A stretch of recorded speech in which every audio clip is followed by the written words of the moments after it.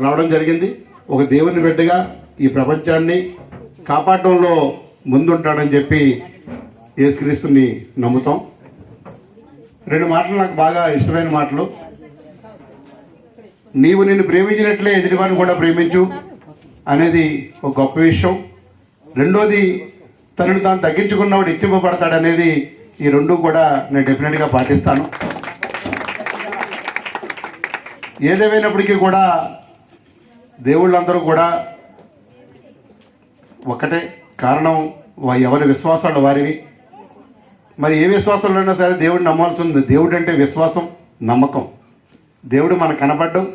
ప్రతి జీవులను కూడా దేవుడిని చూసుకోవాల్సిన అవసరం ఉంది.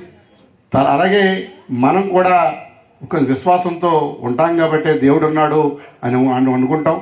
ఒక్కొక్క మతంలో అన్ని మతాలు కూడా మరి ప్రపంచంలో అన్ని మతాలు ఉంటాయి. ఆ మతంలో క్రైస్తవ మతం కూడా ఒకటి. ప్రపంచవ్యాప్తంగా ఉండే మతం మాత్రం క్రైస్తవ మతం. దీనిని చాలామంది ఇక్కడ కూడా ఒక్కొక్కరు మారుతూ వస్తున్నారు. అయితే ఇక్కడ విషయం ఏంటంటే, చాలామంది ఒక్కడి మాత్రం నేను చెప్పగలను. దయచేసి ఎవరి మతం వాళ్ళది.